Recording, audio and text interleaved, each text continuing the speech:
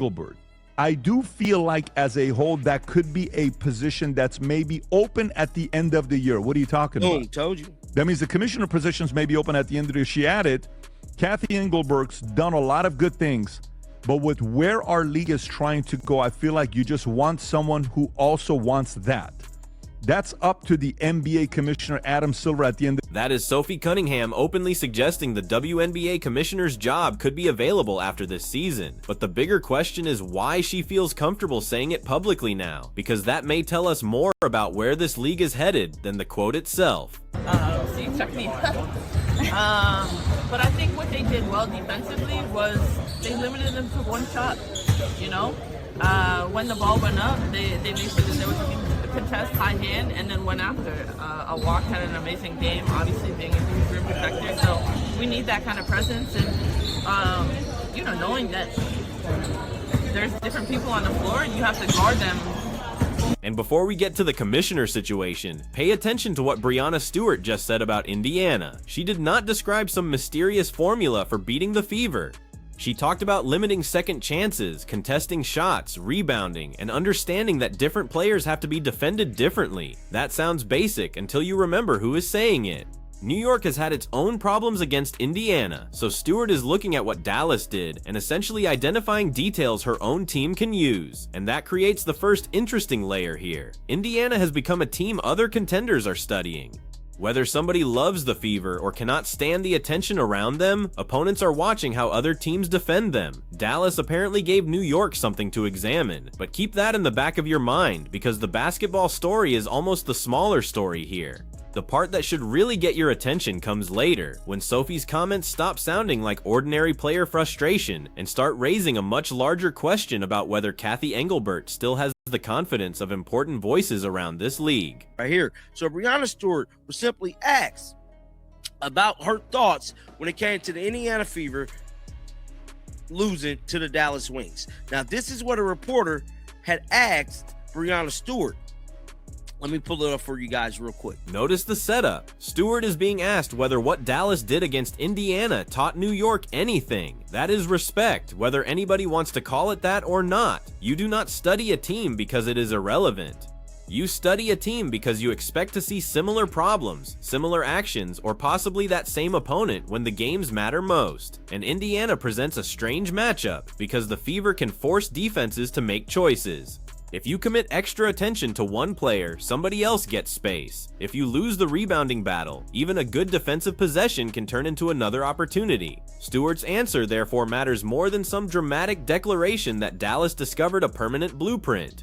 She is describing execution. That distinction is important. A blueprint suggests Indiana has been solved. Execution suggests the Fever can counter it. Dallas executed one way. New York can borrow parts of it. Indiana can watch the same film and adjust. That is basketball. What comes next is politics, leadership, and perception, and it is considerably messier. The league. Let's listen to Sophie Patrick. Cunningham hints at WNBA commissioner shakeup as she goes after Cathy Engelbert. I do feel like as a whole that could be a position that's maybe open at the end of the year. What are you talking about? Told you. That means the commissioner positions may be open at the end of the year. She added, Cathy Engelbert's done a lot of good things, but with where our league is trying to go, I feel like you just want someone who also wants that. That's up to the NBA commissioner, Adam Silver, at the end. Listen carefully to Sophie's wording. She says the position could maybe be open at the end of the year. That is not confirmation. She does not announce that Cathy Engelbert has been fired. She does not claim a replacement has already been selected. And based on the material we have here, there is no verified announcement establishing that Engelbert is leaving. That needs to be clear. But Sophie then adds something much more revealing. She acknowledges that Engelbert has done good things and immediately follows it with a contrast. Where the league is trying to go requires somebody who also wants that. That is criticism of direction. And when an active player publicly questions whether the commissioner is aligned with where the league needs to go, people are naturally going to wonder whether she is expressing an isolated opinion or saying publicly what other people have been discussing privately. We cannot assume the second explanation without evidence. What we can say is that Sophie put the commissioner's future into the conversation herself. That changes the temperature, because criticizing officiating is one thing, criticizing scheduling is one thing. Complaining about league decisions is normal in professional sports. Questioning whether the person running the league should still be running it next season is different. And there is another piece of Sophie's statement that deserves scrutiny, her reference to Adam Silver. Cathy Engelbert's done a lot of good things, but with where our league is trying to go, I feel like you just want someone who also wants that. That's up to the NBA commissioner, Adam Silver, at the end of the day. Sophie Cunningham is calling out directly saying, Adam, at the end of the day, you're the top brass. You got to make a decision. That is where this becomes bigger than one player taking a shot at one executive. The commentary you just heard interprets Sophie's Adam Silver reference as putting responsibility above Engelbert. Whether you agree with that interpretation or not, Sophie clearly placed Silver in the discussion. And now ask yourself why? Why mention the NBA commissioner while discussing the future of WNBA leadership? That does not prove a decision has been made. It does not prove Engelbert is gone. But rhetorically, it moves the conversation away from "I disagree with Cathy" and toward who ultimately determines where this league goes next. That is a much more serious conversation. The WNBA is in a period where every decision gets magnified. Player visibility is growing. Individual stars have enormous audiences. Arguments over officiating, promotion, player treatment, and league direction can explode outside the traditional women's basketball audience almost instantly. That creates an unusual leadership challenge. The commissioner is no longer dealing only with owners, teams, television partners, and players. Every controversial moment can become a national argument before the next game even tips off. So if there really were to be a leadership change, the next commissioner would inherit a league with tremendous opportunity and tremendous tension at exactly the same time. And that is why Sophie's comment cannot just be reduced to whether people personally like Cathy Engelbert. The real question is what kind of commissioner this version of the WNBA requires, because whoever occupies that office has to manage competing interests that increasingly collide in public. The WNBA and its partners may have exposed themselves to a legal liability by censoring fans' viewpoints. Your first reaction to this, Kaylee? Well, I think they're absolutely right. You know, to Sophie's point about the lack of leadership in the league right now, it really seems like leadership in the league, whether it's Engelbert or other officials involved, are too cowardly to take out their frustration with Sophie directly. So they're taking out their frustrations on her fans instead. Now the controversy shifts again. The Fox segment argues that league leadership has failed Sophie and claims fans supporting her have faced restrictions involving shirts and posters. Those are claims being presented by the commentators in that segment, and they should be treated as their characterization rather than automatically accepted as proof of some coordinated league policy. But the reaction itself matters. Look at how far this story has traveled. We started with basketball, Dallas versus Indiana, New York studying the fever. Now the conversation is about speech, league leadership, fan expression, and whether players believe the people running the sport are willing to defend them. That expansion is exactly why this situation is dangerous for the WNBA from a communication standpoint. Once the argument becomes larger than the original event, the league loses control of the frame. People who barely watch the games can suddenly have strong opinions about the commissioner. Political commentators enter the conversation. Sports commentators respond to them. Clips circulate without full context. Players are asked questions about issues that have little to do with the opponent they are preparing to face. Then silence itself gets interpreted. If the league responds, one group says it responded incorrectly. If the league does not respond, another group says the silence proves weakness. That is the environment the commissioner has to manage. And it helps explain why leadership is becoming part of the story rather than merely operating behind it. And, you know, I hope that the lesson that some of the other WNBA players, or even female athletes in general, take from this entire saga and from Sophie's example is that there's no point in trying to be neutral on this issue. We think about Caitlin Clark. Look, I get it. She doesn't want to wade into what she believes is a cultural debate. She wants to focus on playing the game instead. But has that made the players who directly target her every single time that she enters the court, has that made them any more nice to her on the court? Has that made her be targeted even less? Has it made the league officials more willing to publicly defend her? This is another moment where separating argument from established fact matters. The commentator uses Caitlin Clark as an example and argues that Clark's decision not to enter certain cultural debates has not protected her from physical treatment on the court or guaranteed stronger public support from league officials. That is the commentator's argument. But underneath the politics is a sports management question that applies regardless of which side somebody takes. What does a league owe its biggest players? Protection does not mean stars should receive special rules. If Caitlin Clark gets fouled, the standard should be the same standard applied to everybody else. If Sophie Cunningham crosses a line, the same principle applies. If Angel Reese is involved, same thing. Consistency is the currency.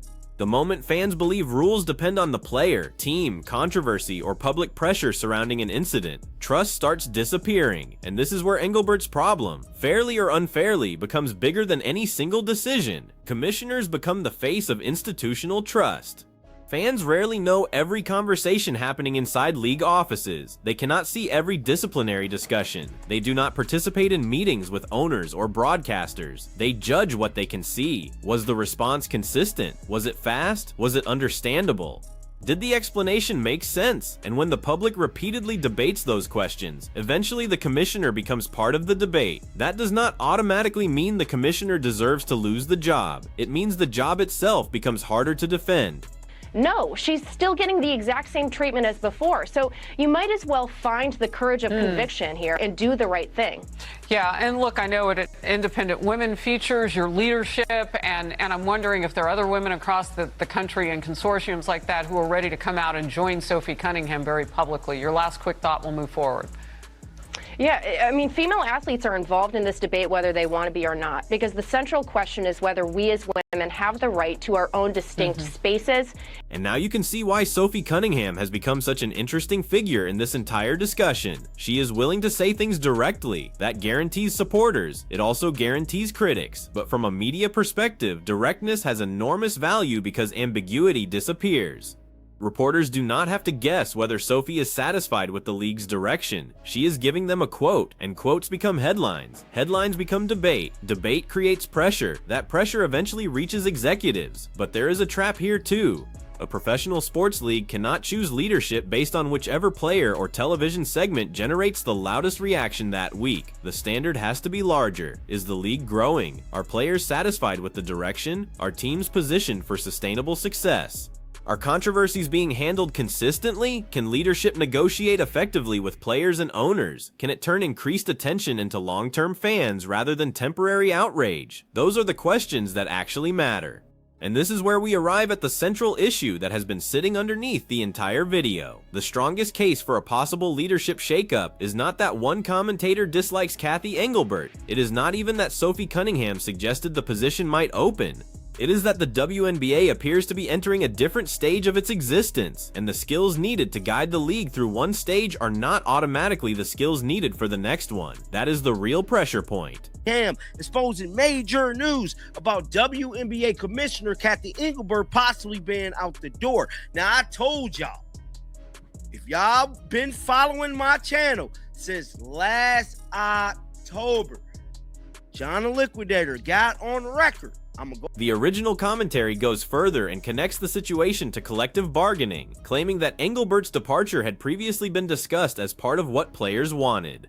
That specific assertion is not established by the evidence contained in this transcript, so it should not be presented as confirmed. And this distinction matters because collective bargaining is serious business. If there is documented evidence that players formally demanded a leadership change as part of negotiations, that would be a major development. If there is not, then repeating it as settled fact would transform speculation into misinformation. What we actually have in front of us is enough without doing that. We have an active player publicly suggesting the commissioner position could become available. We have that player questioning whether current leadership shares the league's desired direction. We have national media personalities using those comments to criticize WNBA leadership. And we have a league receiving more attention, scrutiny, and outside commentary than it used to. That is already a significant story. There is no need to pretend the ending has been written. In fact, the uncertainty is what makes it more interesting. Because imagine the two possibilities. If Engelbert remains commissioner, Sophie's comments do not disappear. Reporters can return to them. Every future disagreement between Cunningham and the league can be viewed through that lens. Engelbert would then have to demonstrate that the league can move forward despite public criticism of her leadership. But if there is a change after the season, Sophie's comments immediately look different in hindsight. People will ask how much she knew. Was she simply making a prediction? Was she expressing something widely felt among players? Was the timing coincidence? Those questions would explode. And unless somebody involved provides evidence, we should not pretend to know the answer now. See, the CBA agreement went into effect this year, right? But Cathy was already the commissioner at the start of the season. So what my belief, and this is just my theory, my theory is they're probably going to let Cathy Engelbert finish out the year, then release her from her duties, and they're going to get a new commissioner. Watch what I tell you, because it was already set in stone. Here the host gives his theory directly. Engelbert finishes the year and then is replaced. Again, theory is the key word. There is no official confirmation in the supplied material that this will happen. But now we can finally address whether that theory actually makes organizational sense. If a league were considering changing commissioners, finishing a season before making the transition could provide stability. Changing leadership during an active season can create unnecessary disruption, especially when teams are competing and major business decisions are still moving. On the other hand, organizations do not always wait for convenient timing when they believe a change is urgently needed, so the calendar alone proves nothing. What makes the theory compelling to viewers is Sophie's timing.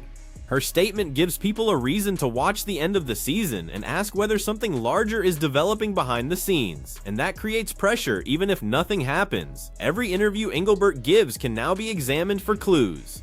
Every major league decision can be interpreted as evidence for or against her standing. Every disagreement with players can become another piece in somebody's theory. That is what happens when uncertainty reaches the leadership level, and there is one more reason this matters. A new commissioner would not magically eliminate the WNBA's controversies. That expectation would be unrealistic. Whoever took the position would immediately inherit all of them. Player relations, officiating complaints, discipline, marketing, expansion of the audience, relations with the NBA. The enormous attention surrounding stars such as Caitlin Clark, the competing fan bases that increasingly treat every controversy like a referendum on the entire league. A leadership change might change strategy. It would not erase conflict. In some ways, the next commissioner could face an even harder job because expectations would be enormous from day one. Watchable, but it's like the attention that they're trying to get is unbelievable. But I respect Sophie Cunningham because, Tom, what's the word that you said? Authentic and fair. And there's two words too I'm going to add on top of that. Common sense. And that clip reveals another uncomfortable part of this moment. The WNBA is no longer being discussed only by basketball people. Some commentators are openly framing league controversies as part of broader cultural battles. Others are attacking the quality of the basketball itself. Others support individual players because of what those players represent to them beyond basketball. That can produce attention, but attention and healthy growth are not automatically the same thing. A league wants people watching games. It wants people buying tickets. It wants fans following teams, rivalries, and players. Controversy can introduce new viewers, but eventually those viewers need a reason to stay when the controversy disappears. That is one of the biggest strategic challenges facing WNBA leadership. Caitlin Clark can bring attention. Sophie Cunningham can generate headlines. Breanna Stewart can provide elite basketball. Paige Buchers in Dallas can create another compelling matchup. But the league has to convert individual moments into an ecosystem where people care what happens next week. That requires storytelling around basketball itself, rivalries, standings, playoff consequences, team identities, stars facing stars, and that brings us all the way back to the beginning. Breanna Stewart studying what Dallas did against Indiana is exactly the kind of basketball storyline the league should want. New York has struggled with Indiana, so one of New York's stars gets asked what she learned from watching another team defend the Fever. That creates competitive tension without needing an off-court controversy. Can New York adjust? Can Indiana counter? Did Dallas expose something repeatable, or did they simply execute better on one night? Those are sustainable sports questions. The commissioner controversy is explosive, but basketball has to remain the product after the explosion ends. But I think what they did well defensively was they limited them to one shot. You know, when the ball went up, they made sure that there was a contest high hand and then went after. A walk had an amazing game, obviously being a huge rim protector. So we need that kind of presence and, you know, knowing that there's different people on the floor and you have to guard them. And Stewart's answer gives us the cleanest example of what that looks like. Contest the shot, finish the possession, rebound, recognize who is on the floor. Different players require different defensive decisions. No conspiracy, no magic formula, just details. And there is an interesting contrast between that answer and everything that followed it. On the court, the solution is often measurable. Did you rebound? Did you defend? Did you execute? Leadership is harder because success is not measured by one possession. A commissioner can make a decision that helps one constituency and angers another. A marketing strategy can increase attention while also changing what longtime fans think the league represents. Greater popularity can create greater revenue opportunities while simultaneously bringing more scrutiny. That is the paradox the WNBA is dealing with. Success creates pressure. The more valuable the league becomes, the more people fight over where it should go. And that is why I would not dismiss Sophie Cunningham's statement as random noise. Not because it confirms Cathy Engelbert is leaving. It does not. It matters because an active player publicly raised the possibility at a moment when questions about league direction are becoming increasingly visible. If Engelbert stays, she has a perception problem to address. If Engelbert leaves, the replacement has an expectation problem immediately. Everybody will expect the new commissioner to fix whatever they personally believe is wrong with the WNBA. Those expectations will contradict each other. Some fans will demand stronger protection for stars. Others will demand that stars receive no preferential treatment. Some will want leadership speaking aggressively on controversies. Others will want the league to stop engaging with cultural arguments and concentrate exclusively on basketball. Some players will prioritize compensation and working conditions. Owners will have their own business priorities. Broadcasters want compelling programming. Sponsors want stability and reach. There is no commissioner who can satisfy all of those groups simultaneously. The test is whether leadership can establish standards people understand even when they disagree with individual decisions. That is much harder than simply replacing one name with another. Yeah, I mean, female athletes are involved in this debate whether they want to be or not, because the central question is whether we as women have the right to our own distinct spaces in sports teams. So good for Sophie for speaking up, and I hope others will join her. And the irony of that, Kaylee, we were told for so long as a country, women in this country, including the right to vote, that we could only have our own. And there is the final escalation. The discussion has moved completely beyond one game and even beyond Sophie Cunningham herself. That is what leadership has to recognize. When a player controversy becomes a national cultural argument, the league cannot control every person who attaches a political or social meaning to it, but it can control its own rules, its own explanations, and the consistency of its decisions. That may ultimately be the most important lesson in this entire situation. The commissioner's greatest asset is not popularity, it is credibility. People do not have to agree with every ruling. They need to believe there is a coherent standard behind the ruling.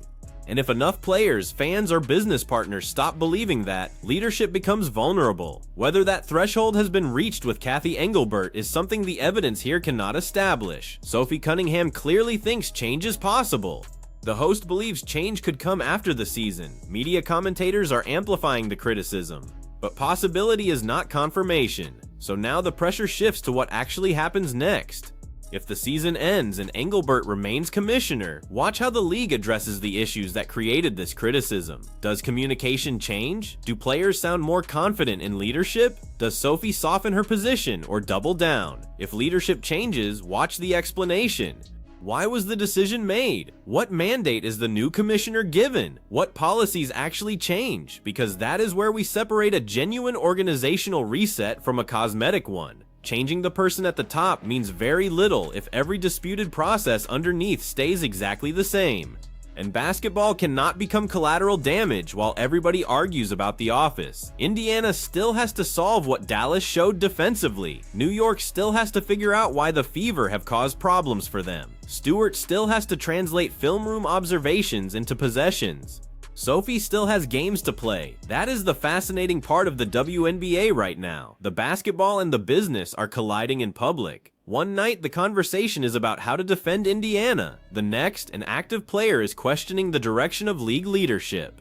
Then television panels turn that criticism into a national debate. That level of attention creates opportunity, but it also means mistakes get punished faster than ever. So the WNBA may be approaching a decision much larger than whether one commissioner stays or goes. It has to decide what kind of league it wants to become, while more people than ever are watching that decision happen. And that brings the choice directly to you. If Sophie Cunningham is right and the commissioner position really does open after the season, should the WNBA use that moment for a complete change in direction? Or would replacing Cathy Engelbert simply give fans a new person to blame for the same problems?